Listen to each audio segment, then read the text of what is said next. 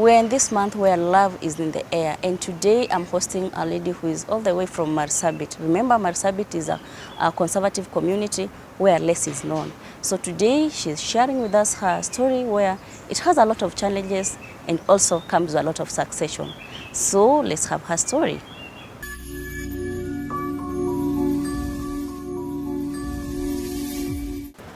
Hi. How are you? I'm fine. You well? I'm well. Introduce yourself and give us your story. My name is Mesret Tandesa.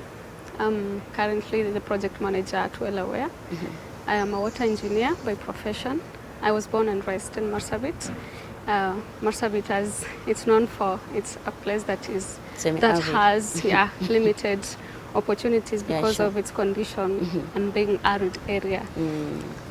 So growing up, I was raised by my single mother because my parents divorced.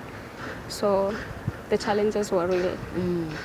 And since my mother, having her only income from her selling firewood, she will go out, collect the firewood and sell it. The little income she got from that business was not enough for all of our basic needs. So in my childhood with my siblings, that was... Kindly, just before you proceed, can you just give us like a clear picture of your family, the family setup? How many are you? Yeah, we are four. We are four girls. I'm the second born in my family. So in total, we are 5 family members in the house. So when my parents divorced, I was 2 years old. That is when now my mom had to move out from my dad's house, and she went to stay with my grandparents. So at this time, she didn't have enough money to build a decent home for us. So we were living in a thatched house with mud walls. And during the rainy season, we had those challenges, like the house is leaking, the mud could fall off, the walls having holes. So we called frequently. And I remember there was this time when there was a heavy downpour, and then the nylon bag paper that was used as a ceiling in our house to help us not to be rained on fell on us. The mud was off the walls, and then there is the nylon bag on us. We had to move out because we couldn't stay there. So we went and lived with with our grandparents, and after that, now my mom had to find ways of saving to make sure that we are going to have a decent house. So she saved a bit, and that's how we got a slope house. That was 1 bedroom, and the space is so tiny. My elder sister and I could sleep on the floor on sacks, and my mother and my younger siblings were the ones who slept on the bed. And your mom? Yeah, my mom and my younger siblings.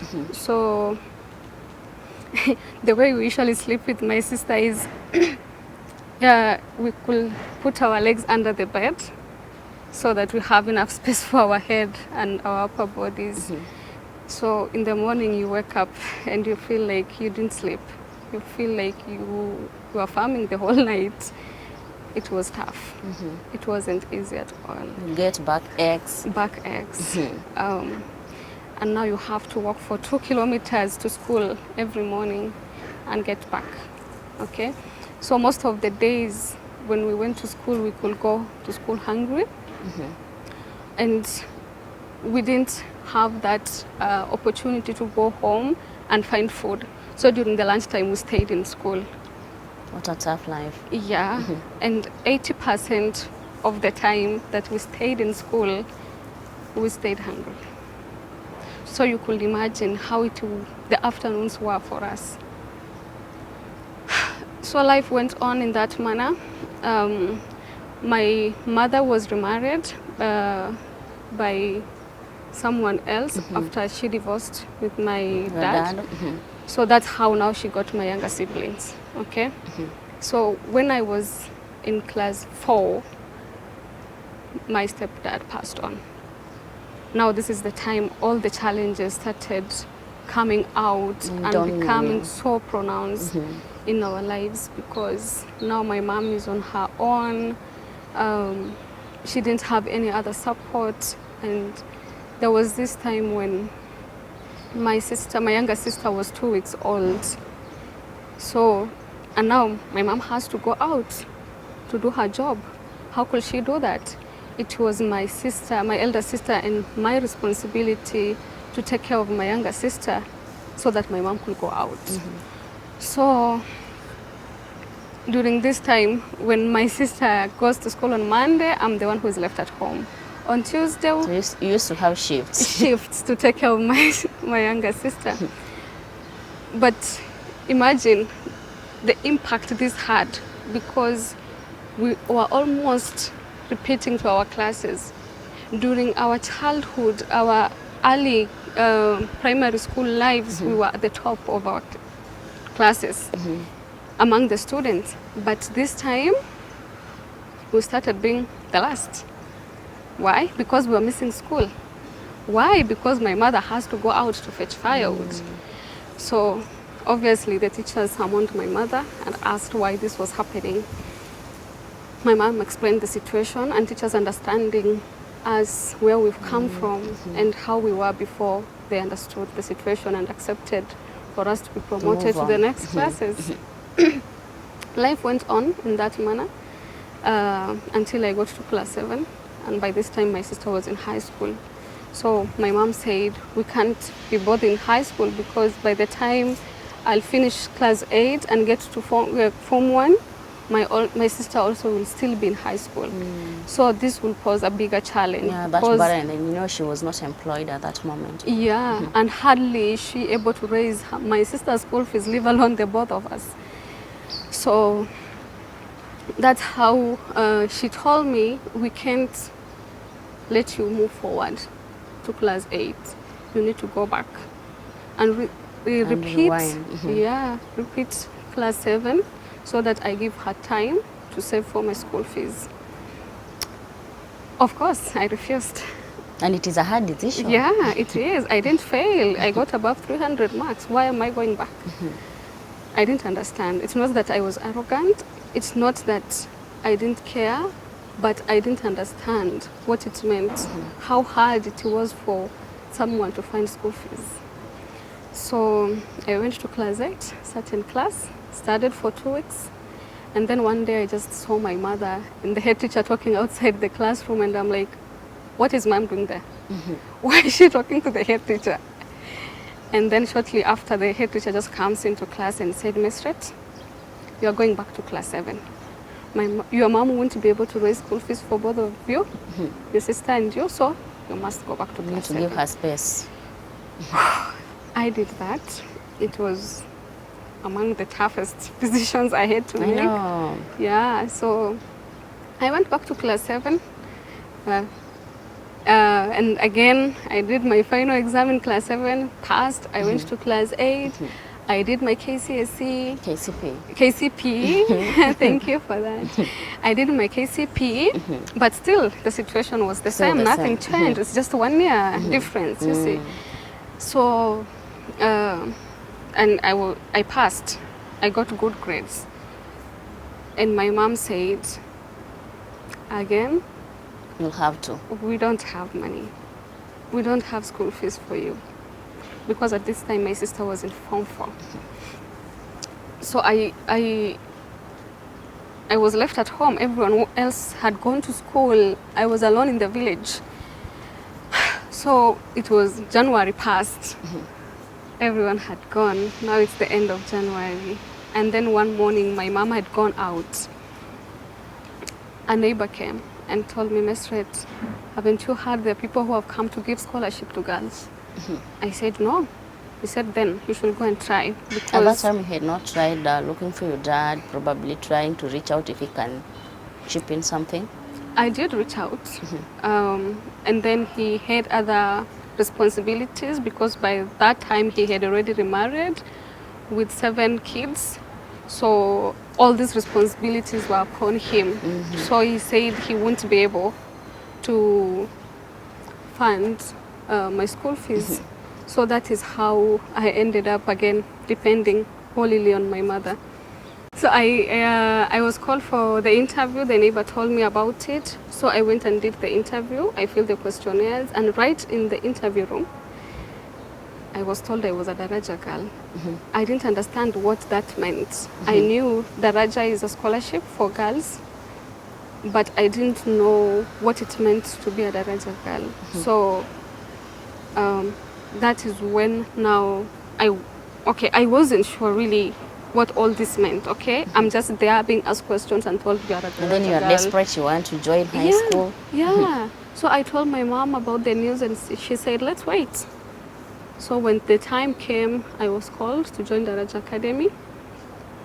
When I received that call, that was the call that really changed my whole life, because I got the opportunity that I never knew that I would ever have in my life.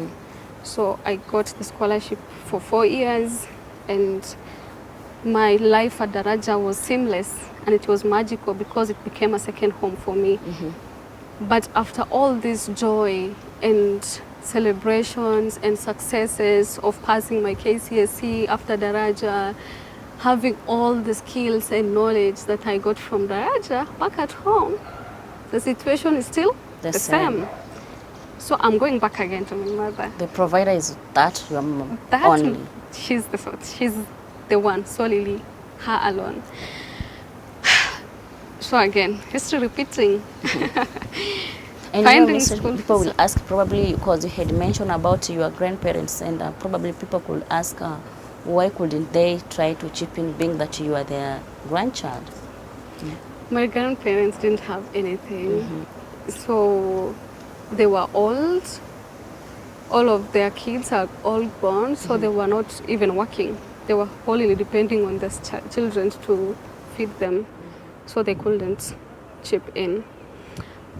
So when I finished KCSE and went home, stayed with my mom the whole time, the time came for me to join Egerton University to study bachelor's degree in water and environmental engineering.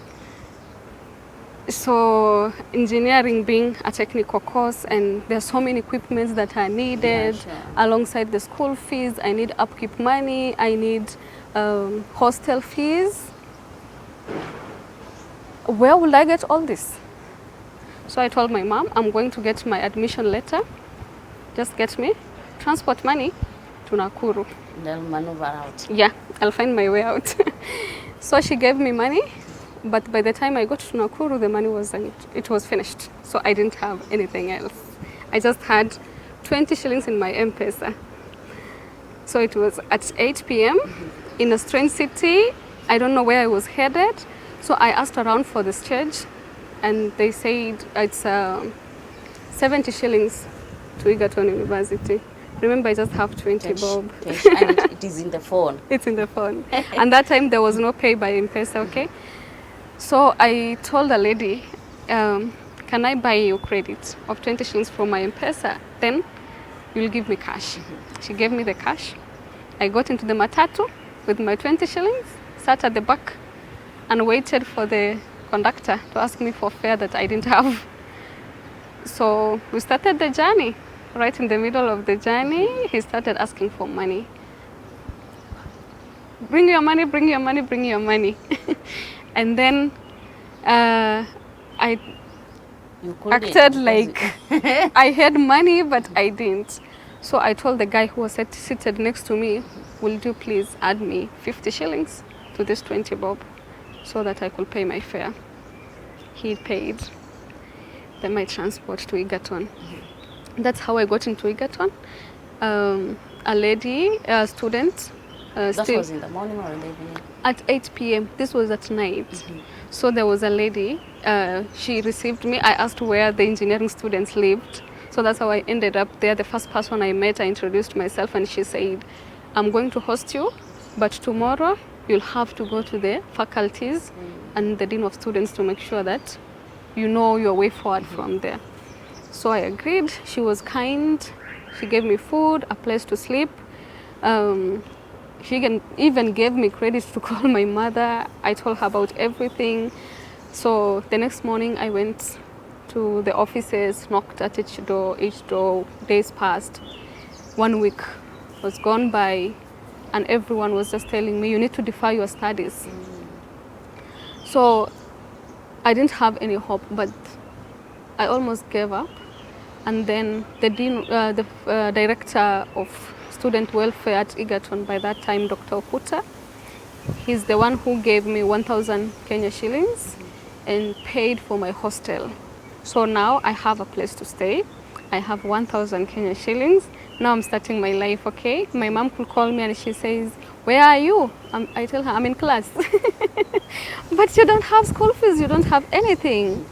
So I told her, I don't know how it's going to be, but I'm going to study. I have a place to sleep. At least I've started something, so we'll see how it's going to be. I attended classes, and by the time we were doing the continuous assessment tests, the exams, I was not allowed to sit for them because I had not registered. Reason being, I had not paid for school fees. And the food I couldn't afford at times because the only money my mom could send me was about 200 shillings after, I don't know, 10 days. So I could buy wheat flour, cooking oil, sugar, and coffee. You know, the tiny sachet of coffee, yeah, sure. That's 5 bob. I usually divide that into 2 and have it twice. So I do pancakes in the morning because I don't need a stew for pancakes. So I could eat that in the morning, lunchtime, evening. The next morning, I repeat the same thing. I cook pancakes, eat breakfast, lunch, and supper. So it was like that. It was quite challenging. It was hard. Living on that, it was tough. But one thing I remember holding on to that stood out for me, and I was sure and believed that it's going to happen, was that my life was going to change around. I didn't know how that was going to happen, but I knew this was not going to last forever. Why? Because I prayed. At night when all the students went to sleep, I could leave the hostel. Calling God. Yeah. At midnight, I wasn't so religious, but I knew the God I call upon, He's going to answer my prayers. And one thing that I asked God was to give me a scholarship. So I did that, but still the situation was the same. And then my mom told me, you just have to come home. You have to defer your studies. That is after how long?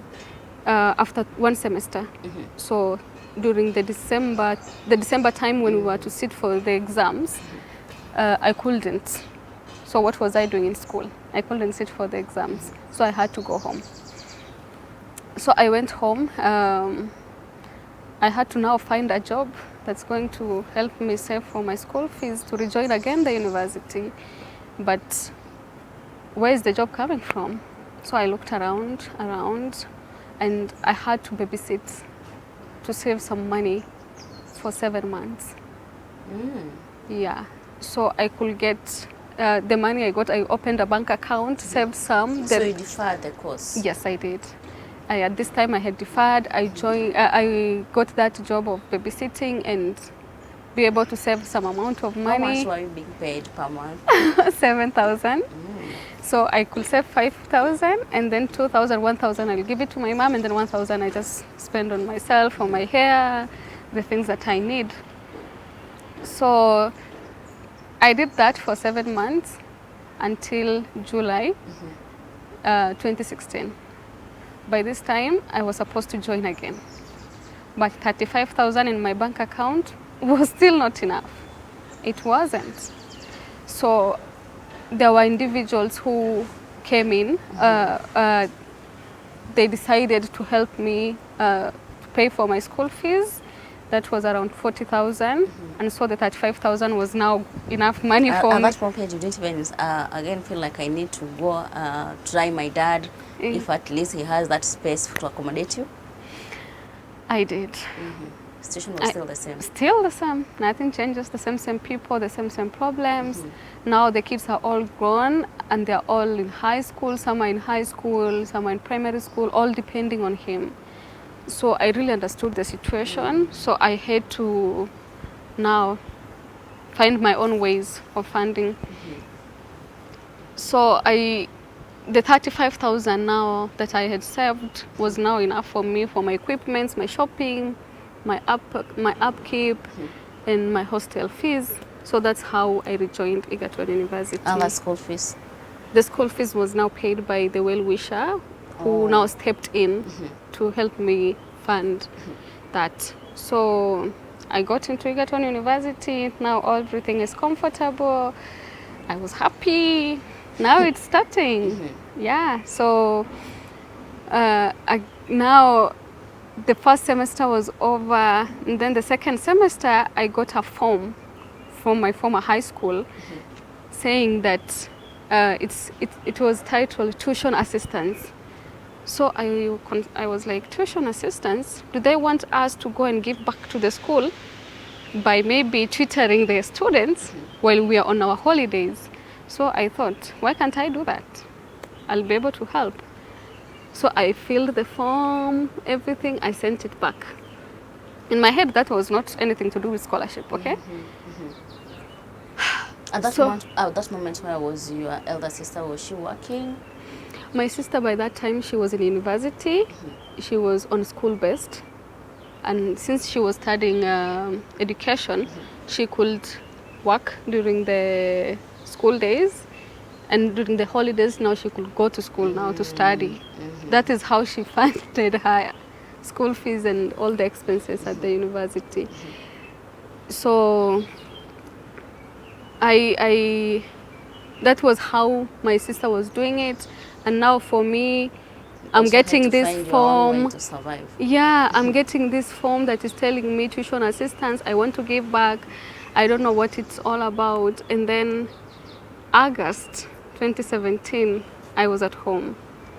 I think it was on 24th. I was sitting in our house, and then I got an email. It read, "We are pleased to congratulate you because you've been awarded Glow Foundation scholarship." And what? Glow Foundation was a scholarship? I screamed. Had you started like doing the tuition, or you are... Tuition assistance now, me thinking it was an assistance I was tutoring, forced to tutoring the students. It wasn't. It was tuition assistance for me. Oh. Yeah. So that is how I was mixed up. And now when this email came and being told that you've been awarded the scholarship, and I'm like, wow. So the first thing was to scream. Tears rolled. I know, after all that hassle. Like being through all these challenges, and then this email out of nowhere that morning. How? It just came. I called my mom. We hugged, we cried, we thanked God. And what the scholarship entail? Then the scholarship now, the whole board of the scholarship, of the email is about tuition assistance, upkeep, hostel, and such now the expenses that is needed at the school. So now I'm good. I'm okay. You're settled? I'm settled. I have a scholarship. I'm well placed. And then... so you continued? I continued. Cleared your university? Yes. And then 2020, COVID, right? I went home. Now everything has stopped. Nothing is moving. I started working in Kazimtani to help my mom fund for our needs. So I worked in Kazimtani, and then again, I got another email in July. This email was different because now I'm called for an internship at an organization. So in my 5th year at the university, I started working as an intern at Wellaway alongside my studies. That is when now I started earning a salary. Oh, how much even before your I first pay? Man, even before I finished school, I'm earning. Can you imagine? Yeah, sure. Yeah, so I'm earning, I could pay for my rent now. So I told Glo, like, now I'm good. Could you support other students? I'm no longer in need. So, so immediately after, after I finished 5th year, before even graduating, I was given a contract at Wellaware again, now as the project associate. Oh. 1.5 years later, I was promoted to be a project manager. Wow. The position that I hold right now. Oh, wow. Yes. What an inspirational story. So, Mesret, right now, being that you are in a good position and also in a good position to inspire girls. Right. I know right now so many girls have missed out from probably going to high school, some of them joining colleges, university, and then it's like their dream is dwindling. What can you tell them? I know it's hard. It's hard to talk to someone whose doors are closed, who feels like everything is shut around them. So what I want to tell them is, can you believe? Just have that belief in yourself. Because if you believe in yourself, you let other people believe in you. Sure. And it will be easy for someone to invest in you and say, if I want to change that community, let me invest in Mesret. Okay? So, but if you just sit back and say, all is done, I'm not going to do anything, you're not taking any step, then that means what? Sure. You are not going to get that support from whoever is willing to give the support. Then that means you need to step up. We must be go-getters, Yes. resilient, focused. Right. You have to have that determination. You shouldn't be like, I'm not privileged, I don't have this, I can't do this. From my story that I went to Egerton with nothing. Okay? Yeah, that showed resilience. Right. I had to go through that so that when the opportunity comes to me, I'll be able to be grateful. Sure. I'll be able to look back and say, that was where I was. That was what I went through. And that's why you have now a story to share. Right. So I could take a cup of tea and say, I couldn't afford this before. I know, yeah, I know. I could bite a piece of bread and say, I couldn't afford this. Right? So it's all about determination. Determination. And being focused. And being focused. So thanks so much. I so much appreciate for creating time and also for sharing with us your story. It's such a touching story, especially being that you come from a conservative community. Right. I'm so much blessed. Thanks so much. Thank you too for having me. I appreciate it. To my people, I have nothing to add other than telling you to always remain focused, especially if you need something. Never give up. Till next time, I'm your host, Al Sumba.